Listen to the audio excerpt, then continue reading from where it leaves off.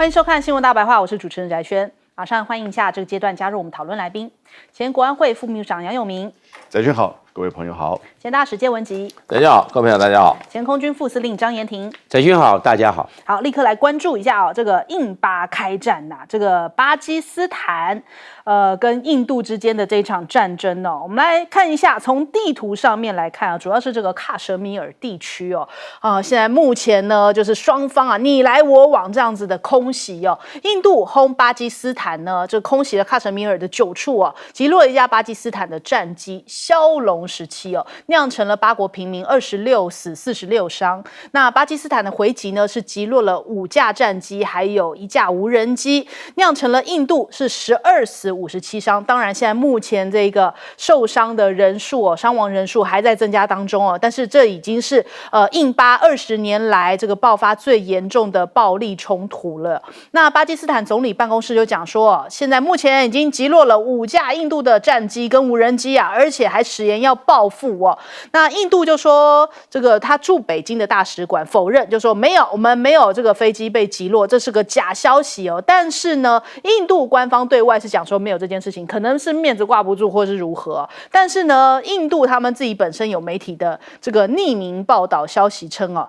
其实已经有3架印度的战机哦是在喀什米尔地方已经坠毁了。那其实连法国都已经证实了，就是有坠毁的消息，至少1架以上哦。那所以现在看起来，这个巴基斯坦的这个军武哦，变成了大家关注的一个焦点，因为巴基斯坦的这个武力哦，就主要是跟中国大陆所采购的嘛。我们也来看一下这空对空的交锋哦，歼十 C1 战斗机哦，搭载 PL-15E 远程空对空的飞弹呐，那还有这个霹雳15的射程可以覆盖印度境内的纵深目标，具有高精度的打击能力。那最新曝光的照片显示呢，坠毁在印度的喀什米尔的这些飞机的残骸上面，其实就印有法国制造商的一些标志。那也就是说，的确是有被击落，就是印度的战机。那再来陆对空的话，其实呢，这个巴基斯坦他们也用红旗哦，就防空系统包含了红旗9外销版，还有防盾2000，以及红旗16F1、红旗9B1哦，还有这个歼十 C1哦，这是它主要的一个防空系统。那这个巴军呢，他们是先用红旗9的防空系统锁定了印度的标风战机哦，再把目标传给了霹雳15空对空的飞弹，所以他们这个打法哦，让这个西方傻眼，就说哦，原来这一套中国战术哦是怎么样的一个打法呢？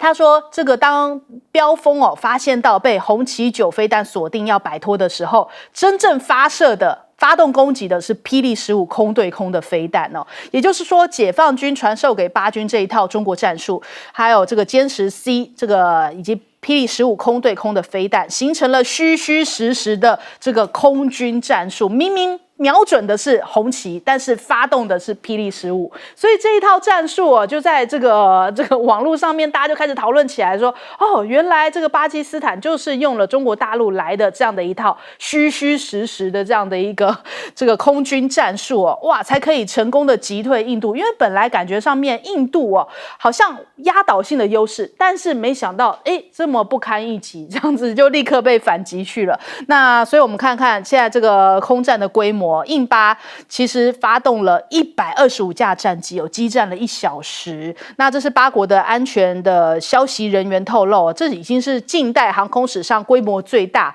时间最长的战斗之一哦。总计125架的这样的战斗机可以在空中打1个多小时哦，这很难想象。这我们等一下来问将军，将军是怎么看这件事情哦？因为我们很难以想象。那交战的距离有时超过了160公里哦，但是双方都没有离开各自的领空。那其实现在8国也很生气哦，可能现在底气也很足哦，有这么好的这个武器设备哦，说印度是点燃了地狱之火，还要扬言报复，讨回每一滴血啊。那巴基斯坦就说这个是要为烈士们的每一滴血来讨公道。那看起来这个持续在升温哦。那印度呢，现在倒是展开了外交战的一些这个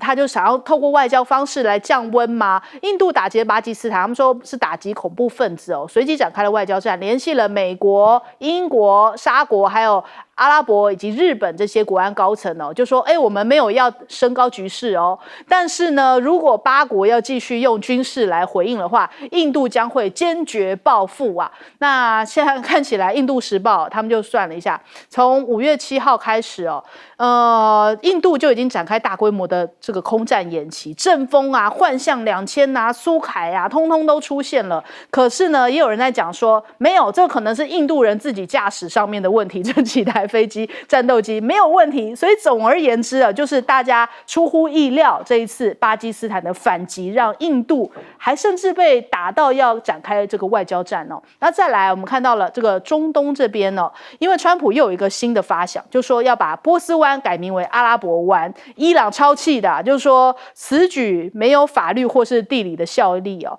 那唯一的后果就是激起全体伊朗人的怒火啊！而且呢，在其实面对到也门的时候呢，虽然说现在他们讲说，好像要暂时停火，可是以色列又再度空袭了也门，那胡塞也多目标的挨轰哦，伊朗的地下弹药库也爆炸，那所以现在看起来这边中东的战火也还没有真正的平息哦，连美国的航舰这个杜鲁门号还有 F-18都有传出这个落海被袭击的消息哦。那首先我们来请教一下将军怎么看？我认为巴基斯坦在兵力部署上比较占为，虽然他的兵力弱势，因为印度有142万的军队，巴基斯坦就70万，这大概就刚好就一半而已。所以巴基斯坦他的部署是陆军前进部署，但是他的空军呢少兵在前，多兵机动，是这样子。为了怕被第一击，他都在后方，所以他就比较安全在后方。然后多兵机动，他是保持机动。那这一次，这个巴基斯坦把印度干掉了2架标风战机，一架幻象2000，还有一架苏凯30，另外一架是米格29，总共是5架，这是巴基斯坦所宣称。而且巴基斯坦还活捉了印度的飞行员，他弹射跳伞就把他活捉。对他很看，这个巴基斯坦对印度的飞行员，他抓到了印度飞行员，对印度的飞行员非常好，善待之。他这个影片上，大家都可以在网络上都可以看得到。但是这个样子，他的战术是这个样，他的这红旗9B因为中国大陆卖给巴基斯坦的就是红旗9B是最好的，红旗9A 他没有卖，他卖红旗9B是改良型的，红旗9B 的雷达比较好。那他找到了目标，搭配了空中预警机。巴基斯坦的空中预警机是中国大陆帮他做的，由运8改为空中预警机，他把这讯号链路传给空中预警，空中预警在空中看到目标，再加上这个红旗9B 的这个雷达，都普勒雷达，这个都普勒雷达看到了目标，跟空中预警手看到了目标，鉴别敌我识别就是这一架，然后由歼17发射霹雳15飞弹，是这个样，霹雳15飞弹，然后由空中预警指导变成 A 射 B 导，歼17发射霹雳15的空对空飞弹，然后由这个运8改良型的空中预警去指导去打那一架标风战机，是这个样。所以它是有组合训练，有配套演练，巴基斯坦练过的这一套是中国大陆研究出来的，所以叫 A 射 B 导。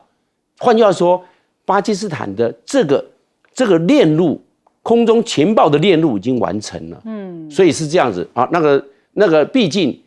这个歼17的雷达不够，看得不够远，只能看到150公里而已。但是它挂的霹雳15可以打250公里，也是改良型的。因为中国大陆一般出口，它只出口140公里的射程，但是卖给巴基斯坦可以打到200公里，是这样。那200公里，那雷达打得比雷达很远了，雷达还没看到，那但是空中已经知道啊，所以交给空中仪去引导打那个标风战机，是这个样子的，不是歼17的雷达去锁定，然后由歼17的霹雳15去打，那这样子，因为歼17的毕竟的空用雷达，因为它的这个我们讲到了，它的能量不够，因为雷达非常吃电，空中的战机的雷达吃电的电量不足，所以它看的距离是有限的。同样是相位阵列雷达，但是要看它的电力 power 够不够强，是这样。那这样子，它的 A 射 B 导这方面的配套演练做到，而且它链路已经练得很好了。然后在这一方面，从印度也比较这个大而化之，掉以轻心，在这个在这个不是逆中战机的状况之下，很容易就被巴基斯坦的都柏热雷达发现了，然后又隔了边境，他们攻击又没有隔了海，所以就这样子了，一下子就损失了5架。我认为印度会克制，因为巴基斯坦他讲要叫核武部队也要准备到，换句话说，他没有完全排除，那大家都会紧张一点，因为核武的部队准备到就是说。核武的装置跟引爆装置是结合在一起，叫做核武预备哦，只是没有装到飞机或飞弹上面而已。那这个方面的话，这个局势来看，还是有一点点紧张。好，来请教介老师。对，我想这一次这个战果哈，这个全世界的网民都有一点点这个热议啊，产生热议。那甚至越南的这个网民也在谈。最主要，我想这一次这个接触战哈，那么最大的亮点是在哪里？就是巴基斯坦的这个歼10C啊，把这个印度的啊，这个法国的标风战机给打下来，而且事实上，我看大陆的这个网站上已经有这个被打下来的那个印度飞行员的被活捉的这个片子已经出来了，那躺在地上。然后呢，身上有血了，对，不过还是活着就对了，所以就变成就是说，现在大家就变成就是说都在探讨的一个就是说，标风战机还有没有前途？有没有人还要再买这款飞机？然后呢，那歼10C现声名大作，声名大噪。当然就是说，现在印度方面是还没有完全承认，因为昨天在这个 CNN 报道的时候，就说他本来报道说是中国大陆的这个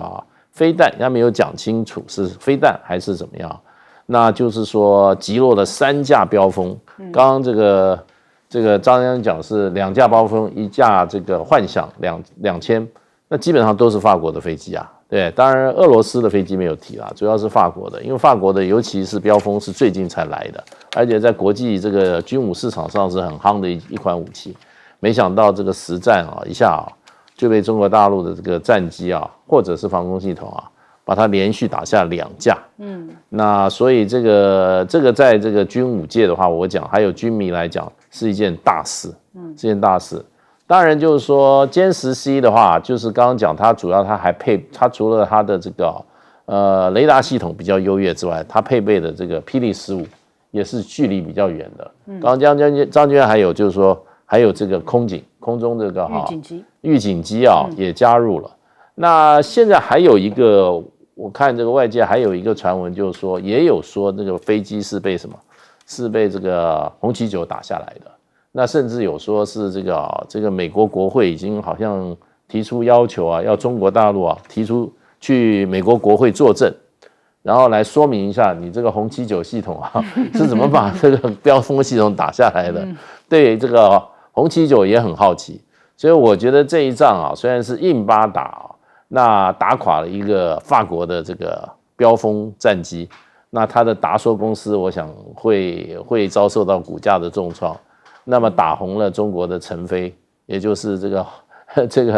歼10C的生产的这个公司啊。那当然，这个歼10C事实上的话是最近才2022年我看才交给这个巴基斯坦，应该是最新型的。所以我觉得中国大陆真的是颇有远见的啊，在这个印巴战争爆发的前3年就把最好的武器就交给巴基斯坦了，要不然的话。这次很可能很难有这样子的一个这个怎么讲一个佳机出现了。还有大陆的网友形容这是一个最好的直播带货，就是让他们的这个销售量恐怕接下来是看涨。我们来问一下杨老师。那我把这个剧码稍微这个往前带一点，这个当然就是4月22号发生了恐攻之后，印度第一时间就指控巴基斯坦的政府在后面主导，所以呢。双方就在边境上、实控线上有交火的行为，那大家都期待，就会不会像2019年一样，印度就会攻击跨界攻击巴基斯坦？那果然这个时间点就在5月7号凌晨。其实双方巴基斯坦跟印度加起来125架飞机起飞，那但是各自都在各自的领空范围内，可是呢，双方的导弹的发射的距离，直线距离来到了160公里。所以如将军所告诉我们的，其实它是一个复杂的，就是说雷达侦测，然后呢这个锁定、发射，然后导引这个过程歼10，然后呢 PL15 霹雳15。那歼10的制造商那个成飞昨天的股价一下涨了11.85%，所以大陆这边大家对这个事实认定很清楚，因为6-0，还加上一架很大型的以色列的无人机，6-0在一个空战当中125架，然后呢，伴随着所有的相关的这些防空系统，飞机，双方都是大概现在拥有这个，就两国而言是最先进的。那但是呢，就中国大陆，它还有歼16啊，陆航空我们经常叫歼15啊，然后呢还有歼20啊，那如果6代机歼36，甚至这个歼50等等之类，后面还有更先进的。这是中国大陆的武器系统、武器平台第一次实战的测试，而取得6-0。那这个当然戏就被带歪到完全就是军事的比赛。然后呢，各位，更重要的是，在印度这边它过去其实相当高的比例，7成8成是来自于俄罗斯的作战系统平台。但是过去这5年呢，俄罗斯在印度的军事这个武器平台当中已经降到36%，这是《纽约时报》的报道分析。而美国的在这几年呢，快速的增加。就在4月份的时候，莫迪不是还去了这个见了川普？川普说我们会加大军购印度，然后最终会要出售 F-35什么时候出售不知道，几架也不知道。另外一方面，巴基斯坦早期的时候，巴基斯坦是有这个 F-16，它到现在还有 F-16。2019年的时候呢，就是巴基斯坦一架 F-16把印度一架飞机打下来，然后呢，美国就跟巴基斯坦说，以后在跟印度的这个交战过程当中，不准使用 F-16，因为美国要把印度当做一个制衡中国的伙伴嘛，他怎么会让你在阿富汗战争的时候呢，出售给巴基斯坦的 F-16？所以这次没有 F-16，通通人没有 F-16，就是这个巴基斯坦现在呢，80%都是用的中国的武器系统，所以各位。这个所谓的印巴战争，这个所谓的125架的架次的对战，6-0的战果，根本就是中美的军武的一种较劲。你虽然飞机没有被击落是美国没有美国的，但是呢，整个武器系统以及接下来就代表的，其实印度跟巴基斯坦之间呢，就是在南亚之间美中军武的较劲跟代理啊。好，我们先休息一下，广告之后马上回来。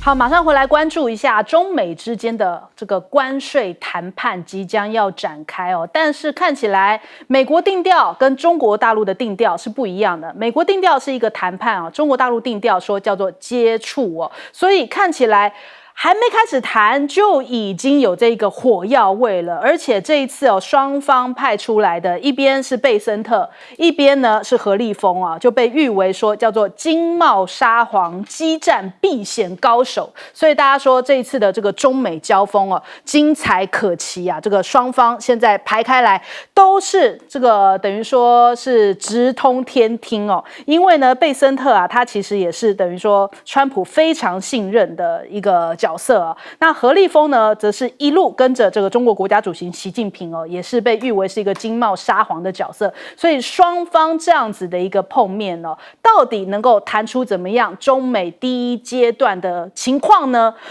我们继续来关注那再来看到了这个，现在川普自己反复他讲说，现在又不考虑要降对于中国大陆的这个145%关税，明明之前才讲说，这不能这么高要考虑谈要往下调降哦，但是在谈判之前他又变了，他又改口了。那所以北京看到你的改口，也讲说我们这个叫做接触，所以不会牺牲任何的原则跟立场啊。所以大陆方面的态度也是十分的强硬。那还有一些大陆专家在讲哦，我跟你接触呢，不等于谈判，也不意味着让步哦。所以不论是在他们这个内部的话语哦，跟这个定调上面，也都是释放出来。我们这一次叫做跟你接触看看，但是不代表说我们是跟你低头哦。那因此呢，看到了这个大陆商务部的定调非常精准，他就说啊，这个为什么要接触，是因为全球期待。还有呢，这个中国利益以及呢美国的老百姓求放过啊，而且说不宜期待过高。那再来看到了美国的财长啊，因为现在面临到川普的关税，因为他其实之前我们有提到说他并不赞成这个纳瓦罗提出这样的对等关税哦，所以他现在是不是有点像是收拾善后的一个角色呢？他坦言啊，其实中美之间的谈判还没有展开。他在5月7号的时候，在美国的众议院的听证会讲说还没有谈判呐，那可是他忘记他自己老板在4月24号的时候讲说，他们已经这个会面过了哦，晚一点会公布哦，所以川普等于是被这个被打脸了。那我们也来听听看这个财长哦，这个贝森特在上福斯节目的时候啊，他又结结巴巴了。China, we have not engaged in negotiations with as of yet. We had a meeting this morning, so I can't tell you. It doesn't matter who they is. We may reveal it later, but they had meetings this morning, and we've been meeting with China. 对，所以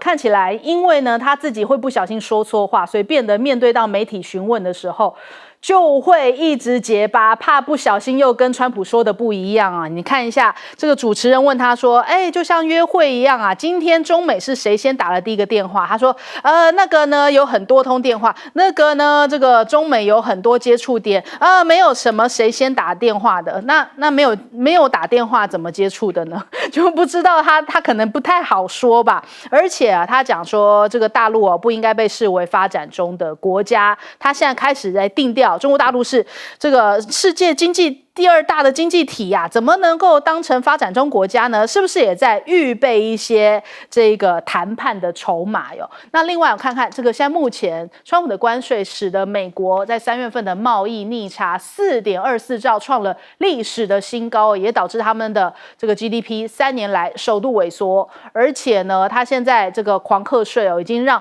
美国人受不了啦。有一些这个美国在这个上班的一些人他们就讲说疯狂加班感觉像是被轰炸一样。贸易战已经导致他们的工作像是打地鼠，完全无法休息，日以继夜，24小时都在工作，无法休假这在过去是不正常的现象，现在感觉像是被连番轰炸。那就连美国的牌子 Skechers， 我们知道这个运动鞋品牌那其实在台湾也蛮多人在购买的。它过去呢，因为是就在越南跟中国大陆设厂，这一回关税直接打到所以他担心撑不过。最近呢，这个已经90亿元卖掉了，所以等于说他已经等同被收购了，这也算是开了第一枪啊。首先我们来请教一下介老师。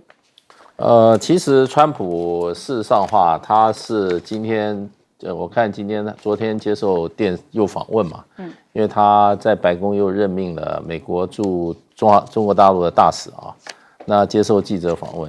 他说有记者说。这个中国大陆说是这一次贝森特跟这个何立峰的见面是因为美方提出要求，结果川普否认。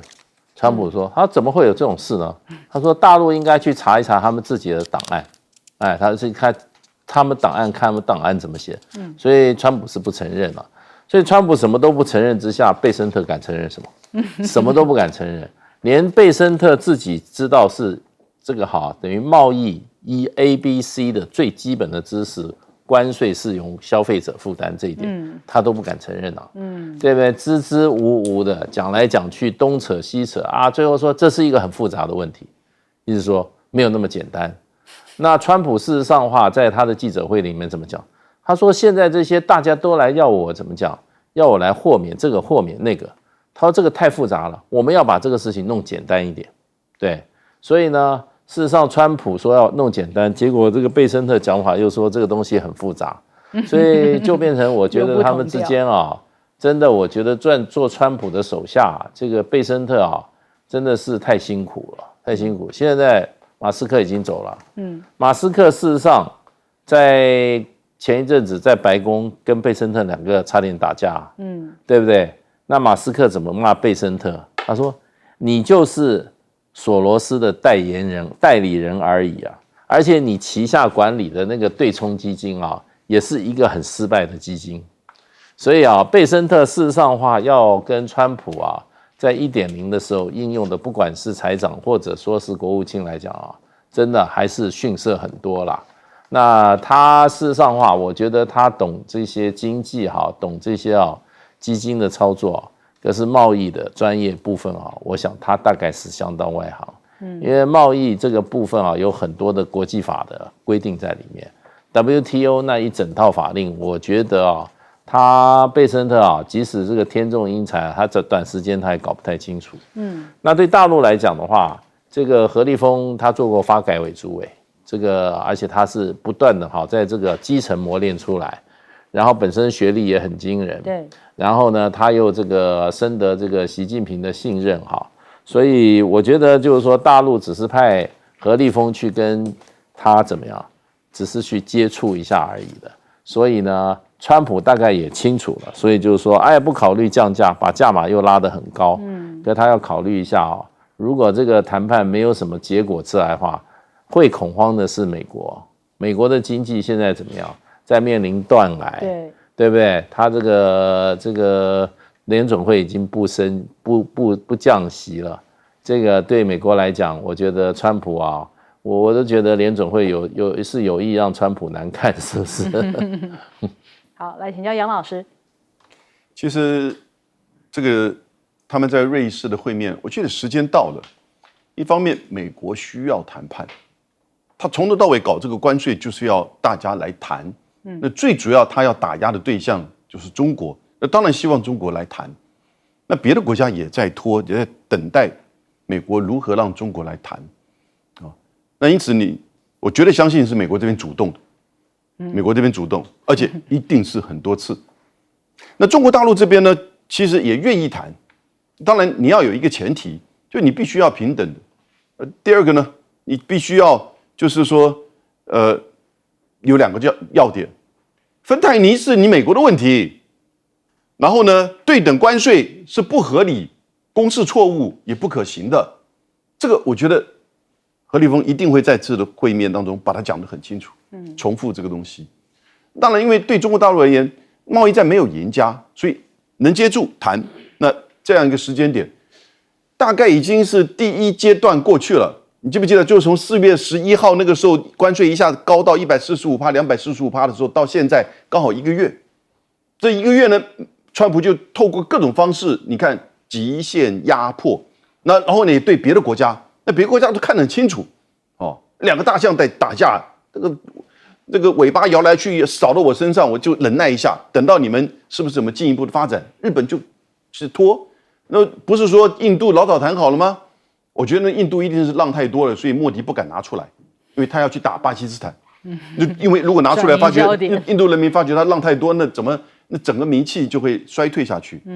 接下来5月10号之后这1个月大概到6月10号，我觉得又是第2阶段。那也就是中美之间在相互的，就是说试探。那中国这边当然一定有所坚持，因为这个是你惹起的，你发动的，那你自己要了解你的问题，然后呢，你的一些问题的不可行。但中国这边呢，也在顶的前面全世界其实也在看，因为各国其实在美国的压力之下，如果都是单边的跟美国接触的话，那抗拒不了这个压力。所以中国大陆也了解，所以在这个时间点说，好，来，我跟美国接触。大家先稍安勿躁，看看我跟美国人谈的这个情况。但是呢，我一定会让他知道，川普你这个不可行，严重错误。为什么？因为美国时间不多了，美国大概到5月底6月初，它经济会大乱所以我觉得到第3阶段，大概6月10号之后美国的经济大乱，然后呢，川普就会让步。所以也许在6月7月，我现在预测了，6月7月的时候。中美可能会有一个初步的这种共识出来，我还不敢讲协议，初步的共识，这时候各国可能大概知道怎么去面对美国这个问题了。所以我觉得很清楚，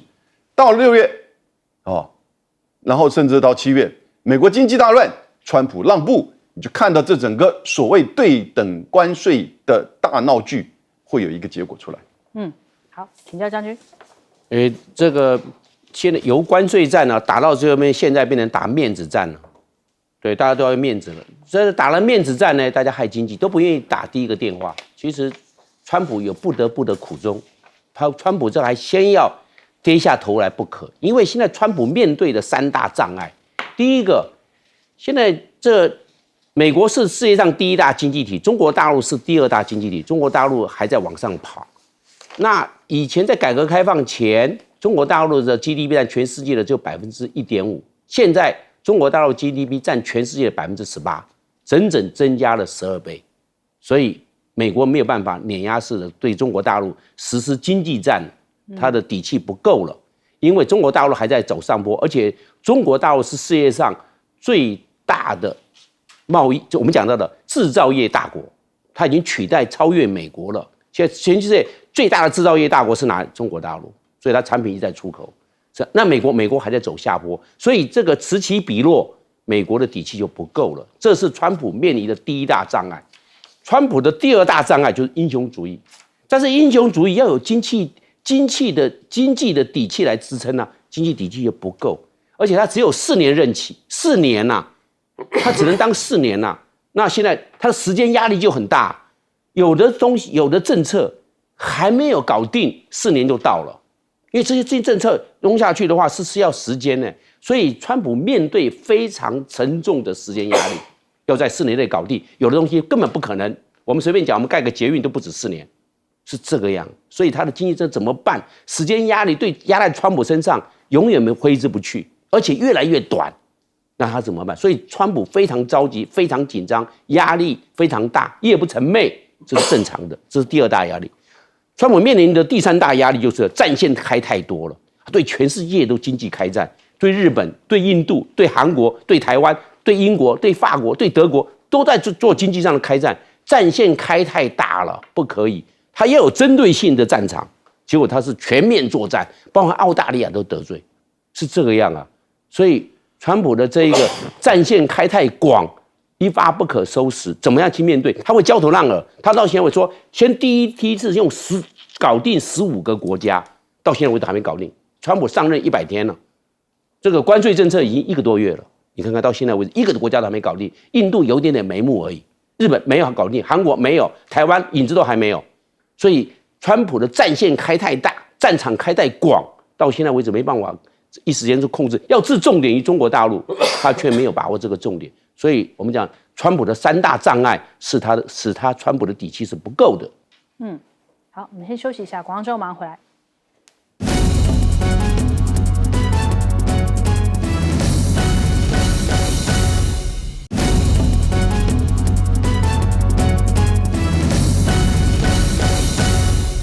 来看全球聚焦哦，这个习普要公开一起同台了，就是在莫斯科要进行这个2战胜利日哦。那所以我们看到了这个中国国家主席习近平在4月7号的时候呢，应该是5月7号搭乘专机出访，那就是在凌晨的12点多抵达了莫斯科哦，所以这边也是5月8号的凌晨，那展开为期4天的国事访问，而且是要出席这个苏联这战胜80周年的庆典。那我们也看一下这个到现场来迎接习近平的哦，就包含了俄罗斯的副总理等政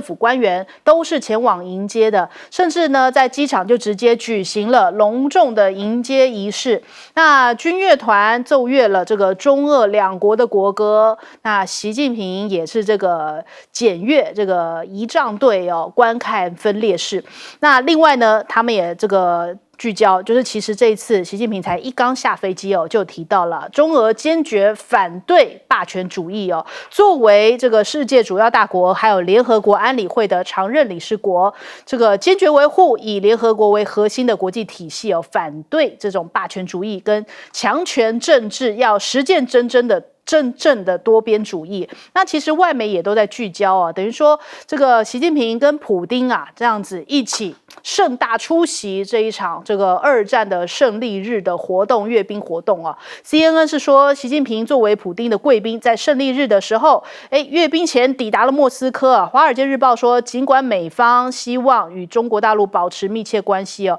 但是呢，习近平仍然前往莫斯科参与这个普丁的阅兵仪式。那另外还有这个众多的媒体啊，他们都在关注说，现在是不是代表着中俄双方的这个友好关系又在更进阶了？是不是对于美国来说，倍感威胁呢？那另外我们看一下这一次这个红场胜利日的阅兵哦，其实包含了像是中国、古巴、巴西、白俄罗斯、塞尔维亚、委内瑞拉、越南这些国家都有去参加。那这个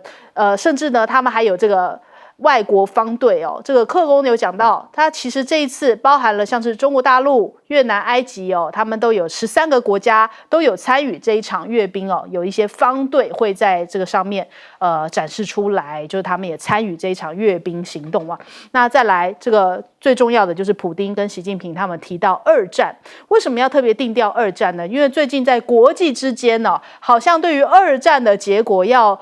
做一些篡改，所以这个普丁就讲说，坚决不妥协的方式抵制任何歪曲历史篡改2战结果，来粉饰或是遗忘纳粹军国主义以及帮凶这些犯下的一些暴行哦。那习近平提到的是说，中俄作为世界主要2国，那其实呢也要一起携手捍卫2战的胜利成果。那讲这一番话其实是不是川普就出来又要讲说，我也要在这个2战胜利日特别来宣布一下，要在美国定为国定假日哦。他说呢，主要呢就是美国的角色，他说，我们从未居功，其他人都这么做了，那全世界盟国都在庆祝我们2战大战中的胜利哦。那唯一不庆祝的就是美国，但是呢，这场胜利是完全因为美国才实现的所以在这个节骨眼，他也要出来表述一番。那还有这个另一方面，他好像也在释放这个讯号，在跟这个普丁拉拢关系嘛。他说如果呢俄罗斯还是8国集团成员呢，现在就不会有荒谬而致命的战争了。但是俄罗斯看得很清楚俄罗斯知道这个中国大陆才是真正的朋友而且不止俄罗斯，现在好像世界各国因着川普的贸易战更看得清楚，就是说谁相对稳定，谁相对变来变去那我们看连扎哈罗娃提到了中国大陆的发展他这一段访问还是用中文来受访的哟，我们来听一下。中国的发展很厉害，上海我去过，天津、深圳、长春，很多地方去过，我还会讨价还价。对，不得不佩服中文讲得真好讲得真溜所以他还会用中文来杀价呢，所以代表这个入境随俗那再来看到了这个习近平在国内外的地位我们看到这个法广有讲说，这个现在面对到川普的不确定性其实习近平让中国更显得是一个负责任可以替代美国的大国，而且在前一阵子他访问这个东协3个国家的时候，其实也强化了跟川普不同的鲜明对比。那欧盟现在也不想要跟美国赶快签协议觉得说现在签都是这种糟糕的协议，还不如呢跟中国大陆拉拢关系所以他们就现在互致贺电，这个双方中欧建交50周年，看起来中俄关系也变好了。但是更让大家傻眼的是，连乌克兰现在都不相信美国了吗？乌克兰的央行行长宣布了一个消息说要考虑放弃美元天哪，就是连乌克兰对于美国都投下了不信任票。首先我们来请教一下介老师，刚刚看到那个俄罗斯外交部发言人扎哈罗娃中文那么流利他不是后来学的，他小时候在北京长大的因为他爸爸是这个当时苏联派驻在中国的外交官所以他在北京住了蛮长一段时间的，讲得真溜所以这一定要从小学，所以你看他讲话不用思考的，这语言是从他的自然的这个反射动作里讲出来的所以这个俄罗斯搞外交高明他有真正的怎么样各国的通。你像这个美国这些外交官说实话，还有什么中国的这个专家，天天写文章讲中国，讲一句中国人都不会讲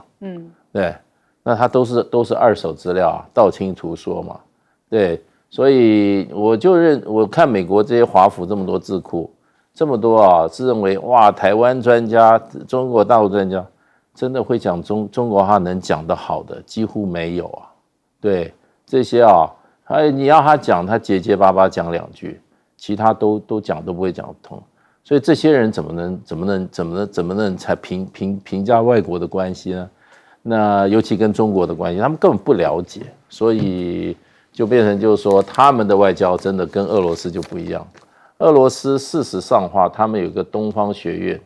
那从这个沙俄时代就对亚洲、对这个好、对中国、对东亚所有的这些从历史、文化、政治、军事有非常彻底的这个好研究了。所以其实我想，这个普丁啊，这次非常高规格的欢迎习近平主席去啊，习近平主席也去这个莫斯科哈，在俄罗斯很重要的节庆里面哈，等于说啊，这个支持俄罗斯的立场。那这是因为两国就跟普丁讲说，他很早他就发觉他要发展跟中国大陆关系，原因是什么？他说利益相同。国与国之间不要随便讲什么这些情感啊什么，那不切实际的，利益相同，那就可以结合在一起。那事实上的话，2024或者之前，每次习近平跟普丁见面都会发表一个很长的一个共同宣言，那里面就是说啊，那个大概这个合作项目都有20-30项了，而且谈得很具体。那我想习近平这一次去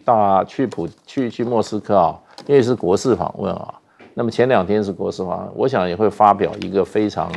具代表性，而且会谈到很多细节的一个共同宣言。那个一方面是盘点过去两国这个工作阶层在这个合作案上面的成绩另外一方面还会有新的项目。所以我觉得中国大陆跟俄罗斯的关系未来不是说3年5年会这样子的密切我想起码10年20年都会非常的密切。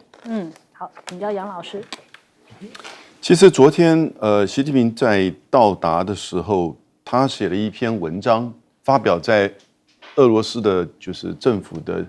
机关报，叫《俄罗斯报》Gazeta。那他的这个标题是叫做"以史为鉴，共创未来"。我觉得这一次就是中俄之间的普习会，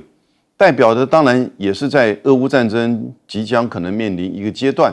同时又面临到美国川普的关税战的时候呢，这2个国家中国跟俄罗斯再一次强化他们的全面性的战略伙伴关系。因为美国川普曾经说想要去联俄制中，但是呢关税又打全球，同时你又看到就是中俄之间在这个战争结束之后，经济战略跟军事安全是不是还会继续合作？这是一个重点。但另外一个重点其实是这次会议不管是普丁还是习近平这边都要重新定义一个2次大战之后的历史的论述，这个很重要，也就是一种修正主义的观点。因为2次大战结束之后，冷战到现在，那是美国西方所定义2战是怎么样回事，怎么结束，以及结束之后应该怎么样。但是同样作为2个战胜国，俄罗斯、中国却是没有任何的话语权。那这一次呢，我觉得很重要。我看了习近平的这里面的内容，就第一个他反霸权主义，而且提到中国跟苏联是肩并肩打胜了法西斯的这个势力，所以历史是国家和人类的传记，要坚持正确的2战史观。时间的关系，我就直接的讲到，他提到有一段蛮长的一段，提到台湾。他说今天是台湾光复80周年，台湾回归中国2战胜利的后果跟战后国际秩序的重要组成部分。他还举到开罗宣言跟波茨坦宣言一系列具有国际法效力，确认了中国对台湾的主权。联合国大会2758号决议的权威性不容挑战。无论台湾岛内的情势如何变化，外部情势如何捣乱，中国终将统一，也统一的历史大势不可挡。然后呢，对于俄罗斯支持台湾是中国领土不可分割的一部分，反对任何形式的台独，那中方对此高度评价。这个其实，在台湾我刚刚把它念出来，有些人可能觉得有些刺耳，但不要觉得刺耳，这就是我们要面对的现实，也就是两岸要面对共同的这个问题。所以现在这两个大国，我们刚刚还谈什么？中国的武器在这个巴基斯坦耀武扬威的，就是6-0，得到这样子的一个成果。那也许耀武扬威这个形容词用的不对，但是这个就表示什么？这个中国的崛起，那个谁 ，Google 的前 CEO 已经说，中国是科技落后美国的时代老早已经结束了。这个时候，中国领导人在俄罗斯这个时间点去重新认定2战之后的国际秩序，特别关两岸跟台湾和中国大陆之间的关系，台湾人一定要深刻的警惕到、了解到。好，来请教将军。这个俄罗斯的红场阅兵呢，它有3大特色。这3大特色，因为它是2战胜利80周年纪念，所以它扩大在红场阅兵，邀请了13个国家有这个阅兵的方阵通过，那是分列式通过，所以它这个是展现了军事交流。那除了这13个国家有阅兵方阵之外，其他的国家没有派阅兵方阵的，俄罗斯都邀请他的驻莫斯科的军事武官通通列席。所以你看，很多穿各国的军服的这些武官、少校、中校、上校都在那边都列席，这么做，在那个当做被邀请的贵宾之一，是这个样。所以这是算是一个军事交流，让莫斯科、让普丁在这一方面，有这方面的这种阅兵上的宣扬。第二个，我认为，因为现在俄乌战争，乌克兰现在已经打了3个月了，那现在的话这个俄罗斯还在举行阅兵，换句话说，在这一方面，这个俄罗斯所展现的是它的军事战略底气，所以它这个已经走到军事战略这一方面了。表示说，在俄乌战争在这个进行当中，战争在 ING， 它还可以从事阅兵，还可以在军事方面游刃有余，还可以调兵遣将，还有很多的军事筹码在手上，它还没有做展示，还没有送上俄乌战场的前线去。所以俄罗斯在这方面还在展现它的军事战略底气还很够，不然他不要举行阅兵，因为全心全意去打俄乌战争就可以了，是这个样。所以军事战略这一方面，我认为普丁在这方面有做一个很细心的思量跟规划，所以才决定80周年2战胜利红场阅兵扩大办理，是这个样。那我认为第3个外交战略，它这个也是展现外交战略，因为从美国总统川普上任到现在为止4个月了，他1月20号上任，那现在将近4个月了，他现在想要见普丁还没见到，想要见习近平也没有见到，结果他们2个先见到了，变这个之间这种外交战略是非常微妙的，大家你来我往这个合纵连横互相互动都在这个捷足先登，结果你看看普丁就把习近平先拉过去了。而且到那边不是待1-2天，不是蜻蜓点水沾个酱油就走了，不是待4天。你看他当初这个在机场接待的时候铺那个红毯，还在教育他的仪仗队有没有？俄国的仪仗，俄罗斯的仪仗队是这个样，这个具有外交战略的意涵在里面。结果普丁一看，这2个都没有见到，结果2个先见面了，